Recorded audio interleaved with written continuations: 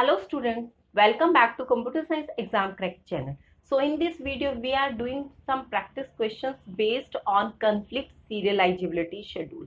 In the last video we have discussed what is conflict serializability schedule. So today we will focus on practice questions. क्योंकि ये काफ़ी important topic है अगर आप competitive exam की preparation कर रहे हैं। गेट या नेट में अगर ट्रांजेक्शन मैनेजमेंट से कोई क्वेश्चन पूछा जाता है तो वहां पर कॉन्फ्लिक्ट सीरियलाइजेबिलिटी के शेड्यूल से रिलेटेड जरूर क्वेश्चन पूछा जाएगा, इसलिए हम फोकस कर रहे हैं कुछ प्रैक्टिस क्वेश्चंस पर। तो चलिए स्टार्ट करते हैं। हाँ तो स्टूडेंट्स, ये हमारे पास ट्रांजेक्शन शेड्यूल है। In this schedule we have 3 transactions T1, T2 and T3, ठीक है। और ये डिफरेंट इनके ऊपर जो रीड और राइट ऑपरेशंस हैं वो लिखे हुए हैं। अब आपको क्या फाइंड आउट करना है कि whether this schedule is conflict serialisability schedule और नॉट। तो आप ये कैसे पता चलेंगे कि ये कॉन्फ्लिक्ट सीरियलाइजेबिलिटी शेड्यूल है या नहीं है। तो इसके लिए मैंने आपको लास्ट वीडियो में भी बताया था कि जब आपको चेक करना होता है कि whether this particular schedule is conflict serialisable और नॉट, तो सबसे पहले आपको क्या करना है, आपको इन ट्रांजेक्शन से रिलेटेड एक प्रेसिडेंस ग्राफ बनाना है, ठीक है। अब ग्राफ के अंदर आपको पता है कि नोड्स और वर्टिसेस होते हैं। नोड यहाँ पर क्या होंगे, हमारे जो ट्रांजेक्शंस है उनको हम नोड कंसीडर करेंगे, ठीक है। हमारे पास यहाँ पर 3 ट्रांजेक्शंस हैं, T1, T2 और T3। तो हमारे पास यहाँ पर 3 नोड्स बन गए हैं। फाइन। अब आपको 1 बाय 1 जो ऑपरेशंस हैं वो चेक करते हैं। अब कॉन्फ्लिक्ट सीरियलाइजेबिलिटी शेड्यूल के लिए मैंने आपको बताया था कि आपको कॉन्फ्लिक्ट पेयर्स चेक करने। अब कॉन्फ्लिक्ट पेयर्स क्या होते हैं, देखिए कॉन्फ्लिक्ट पेयर्स में आपका यहां पर लिख देती हूं, देखो रीड राइट अगर है, ठीक है, और राइट रीड और राइट राइट, अगर ये ऑपरेशंस परफॉर्म हो रहे हैं तो ये इनको हम कंसीडर करते हैं कॉन्फ्लिक्ट पेयर्स में। बट ये ऑपरेशंस कहाँ परफॉर्म हो रहे हैं, देखिए जब भी ये ऑपरेशंस होते हैं और आपको जब चेक करना होता है कि कॉन्फ्लिक्ट सीरियलाइजेबिलिटी शेड्यूल है, तो हम जो ऑपरेशंस की बात करते हैं हम डिफरेंट ट्रांजेक्शंस की बात करते हैं, ठीक है। तो रीड ऑपरेशन किसी एक ट्रांजेक्शन में हो रहा है और राइट ऑपरेशन दूसरे ट्रांजेक्शन में हो रहा है, ठीक है। तो यहाँ पर मोर देन 1 ट्रांजेक्शन में अगर रीड राइट ऑपरेशन हो रहा है on the same data item, same data item का मतलब क्या है कि if you are performing read operation on a data item, so in other transaction write operation is being performed by the data item A. Fine. तो आपको क्या check करना है कि आपका डिफरेंट ट्रांजेक्शन के अंदर सेम डेटा आइटम पर अगर ऑपरेशन परफॉर्म हो रहा है रीड और राइट, ठीक है। अब इसमें कॉन्फ्लिक्ट में क्या आता है कि आपको चेक करना है कि at least 1 write operation should be performed, क्योंकि रीड और रीड ऑपरेशन जब आप परफॉर्म करेंगे किसी भी ट्रांजेक्शन में और किसी भी डेटा आइटम पर तो कोई प्रॉब्लम नहीं आने वाली। प्रॉब्लम कब आएगी, जब आप एक राइट ऑपरेशन परफॉर्म करेंगे, ठीक है। तो आपको क्या चेक करना है, आपको 3 कंडीशंस याद रखनी है students. Number 1, at least 1 write operation होना चाहिए, ठीक है। सेकेंड, सेम डेटा आइटम होना चाहिए, और थर्ड वन, डिफरेंट ट्रांजेक्शन होना चाहिए, ठीक है। अगर आपको ये तीनों कंडीशंस याद है तो आप इजीली आप चेक कर लेंगे कि whether this schedule is conflict serialisability और नॉट, ठीक है। तो अब देखिए हम शेड्यूल को चेक करते हैं। आपके पास 3 वर्टिसेस हैं, T1, T2 और T3। फाइन। अब हम 1 बाय 1 चेक करेंगे। रीड ऑफ ए, देखिए आपको यहाँ स्टार्टिंग से करना है स्टार्ट, ठीक है। रीड ऑफ ए, अब रीड ऑफ ए का कॉन्फ्लिक्ट पेयर क्या होगा, राइट ऑफ ए। आपको चेक करना है कि दूसरी ट्रांजेक्शन में, ठीक है, मैं सेम ट्रांजेक्शन की बात नहीं कर रही यहाँ पर, हमें आप चेक करना है कि रीड ऑफ ए का जो कॉन्फ्लिक्ट पेयर है राइट ऑफ ए वो दूसरी ट्रांजेक्शन में परफॉर्म हो रहा है या नहीं हो रहा है, ठीक है। अब हम यहाँ चेक करते हैं T2 के अंदर राइट ऑफ ए नहीं है, नो प्रॉब्लम। T3 में चेक करते हैं, T3 में राइट ऑफ ए ऑपरेशन है, ठीक है। यानी कि आपको इसका कॉन्फ्लिक्ट पेयर मिल गया T1 का T3 में। तो अभी आप करंटली कहां पर थे, T1 में थे, कहां चले गए आप, T3 में आपको इसका कॉन्फ्लिक्ट पेयर फाइंड आउट हुआ। फाइन। सिमिलरली अब नेक्स्ट क्या है, यहां पर चेक करेंगे, T2 में कोई नहीं इस लेवल पे, T3 में चेक करेंगे। T3 पे क्या है, रीड ऑफ सी। अब रीड ऑफ सी का आपको कॉन्फ्लिक्ट पेयर चेक करना है।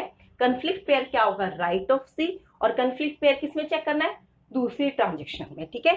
कौन कौन सी ट्रांजेक्शन होंगे, T2 और T1। अब T3 में राइट ऑफ सी ऑपरेशन हो रहा है, हमें कोई प्रॉब्लम नहीं है, बट हमें चेक करना है right of C operation T2 में परफॉर्म हो रहा है। जी हाँ, हो रहा है, आपको कॉन्फ्लिक्ट पेयर मिल गया, ठीक है। T1 में परफॉर्म नहीं हो रहा, तो अब कहां से कहां जा रहा है, T3 से T2 तरफ जा रहे हैं। तो आपको एक एरो मार्क कर लेना from T3 to T2। Fine. Similarly next operation क्या है आपका, राइट ऑफ सी। अब राइट ऑफ सी का कॉन्फ्लिक्ट पेयर क्या होगा, या तो आपके पास राइट राइट ऑपरेशन है, या आपका राइट है तो रीड ऑपरेशन होना चाहिए। अब राइट ऑफ सी का आप कॉन्फ्लिक्ट पेयर अगर चेक करते हैं, रीड ऑफ सी तो है नहीं, यहां पर राइट ऑफ सी है, ठीक है। तो अगेन क्या हुआ, T3 से आप कहां जा रहे हैं, T2 की तरफ जा रहे हैं। फाइन।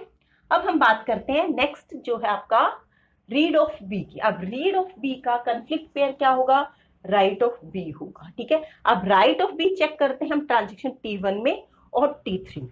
T1 में राइट ऑफ बी नहीं है, T3 में राइट ऑफ बी नहीं है, तो कोई प्रॉब्लम नहीं, ये तो कॉन्फ्लिक्ट पेयर नहीं है हमारा। अब हम चेक करेंगे नेक्स्ट जो है आपका read of B transaction T1 में। अब रीड ऑफ बी T2 में चेक करो, मिल गया, यहां पर है आपका राइट ऑफ बी ऑपरेशन, यानी कि T1 से T2 की तरफ आप जा रहे हैं। फाइन। T1 से T2 एक आपने एरो मार्क कर ली। अब आपके पास नेक्स्ट ऑपरेशन है, यहां तक आपने चेक कर लिया था, राइट ऑफ बी है। अब राइट ऑफ बी का कॉन्फ्लिक्ट पेयर क्या होगा, या तो राइट राइट होगा या आपका राइट रीड होगा। आपको ऊपर चेक नहीं करना दोबारा से, ठीक है, आपको नीचे ही चेक करना है। अब राइट ऑफ बी का आपको राइट ऑफ बी मिल जाए कहीं दूसरी ट्रांजेक्शन में, या रीड ऑफ बी मिल जाए, हमें कुछ भी नजर नहीं आ रहा है, ठीक है, तो इसका कॉन्फ्लिक्ट पेयर नहीं है। अब हम बात करते हैं राइट ऑफ ए की। अब राइट ऑफ ए का कॉन्फ्लिक्ट पेयर क्या होगा, या तो राइट होगा या रीड होगा, ठीक है। अब राइट ऑफ ए का कॉन्फ्लिक्ट पेयर कहां मिल रहा है, T2 में तो नहीं है, T1 में है, ठीक है, ये वाला। तो T3 से आप कहां गए, T1 की तरफ आ गए। फाइन। तो इसका कॉन्फ्लिक्ट पेयर मिल गया आपको। अब राइट ऑफ सी का कॉन्फ्लिक्ट पेयर, आपके पास कोई भी डेटा आइटम या कोई ऑपरेशन अभी बचा नहीं है, तो आप यहाँ पर चेक नहीं कर पाएंगे, क्योंकि राइट ऑफ सी के बाद आपका डायरेक्ट राइट ऑफ ए आ रहा है, ठीक है। तो इस तरीके से आप एक प्रेसिडेंस ग्राफ बना लेंगे। अब प्रेसिडेंस ग्राफ बनाने के बाद आपको क्या चेक करना है कि अगर ग्राफ के अंदर साइकिल जनरेट हो रहा है, ठीक है, अगर लूप जनरेट हो रहा है, तो वो क्या है, वो कॉन्फ्लिक्ट सीरियलाइजेबिलिटी शेड्यूल नहीं है। ध्यान रखना, most of the time student थोड़ा सा कंफ्यूज हो जाते हैं। तो कंफ्यूजन क्या है कि यहां पर अगर लूप जनरेट है या साइकिल है, आप इसे नोट कर लेंगे, लूप और साइकिल अगर जनरेट हो रही है आपके प्रेसिडेंस ग्राफ में, तो इट मीन्स वो आपका कॉन्फ्लिक्ट सीरियलाइजेबिलिटी शेड्यूल नहीं है, ठीक है। तो अब देखिए यहां पर क्या हो रहा है, T1 से T3 पे जा रहे हैं, T3 से वापस T1 पर जा रहे हैं, एक लूप जनरेट हो रहा है, T1 से T3, T3 से T1। तो आप इस तरीके से आपको एक लूप मिल गया।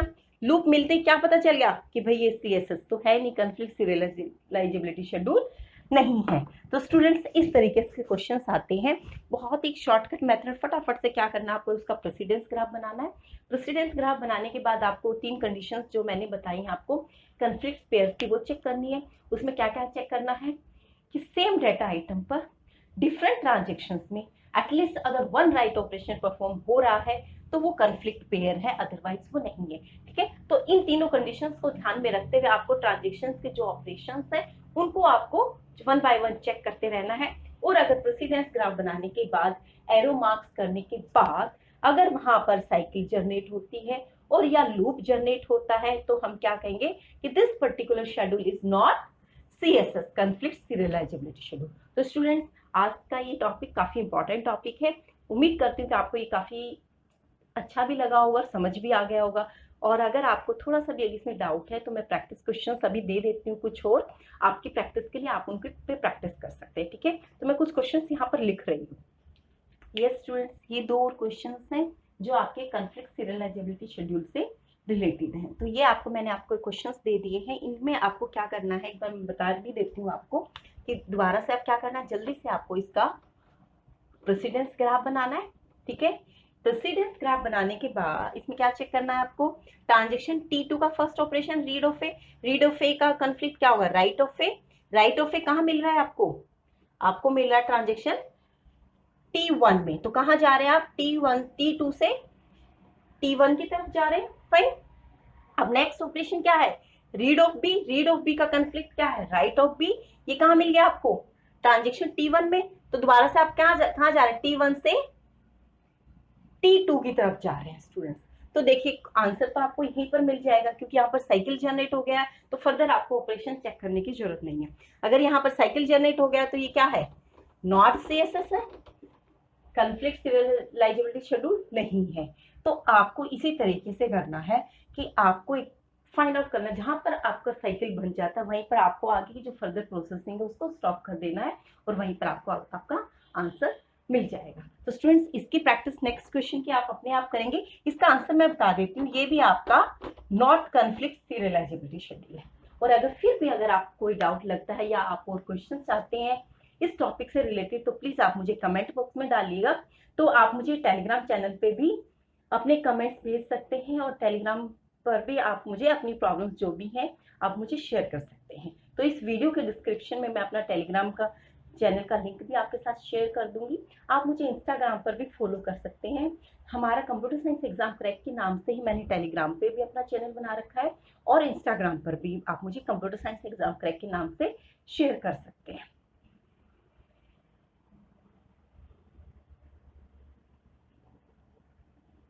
हाँ तो स्टूडेंट्स ये थे कुछ क्वेश्चंस। क्वेश्चन नंबर 2 का आंसर मैं आपको बता देती हूँ कि ये भी आपका कॉन्फ्लिक्ट सीरियलाइजेबिलिटी शेड्यूल नहीं है। तो स्टूडेंट्स अगर आप चाहते हैं कि आप और भी क्वेश्चंस की प्रैक्टिस करना चाहते हैं, या आप पैटर्न जानना चाहते हैं कि किस टाइप के क्वेश्चंस और आ सकते हैं, या इन क्वेश्चंस की कोई दूसरी फॉर्म हो सकती है या नहीं हो सकती है, ठीक है, तो काफ़ी सारे क्वेश्चंस हैं मेरे पास।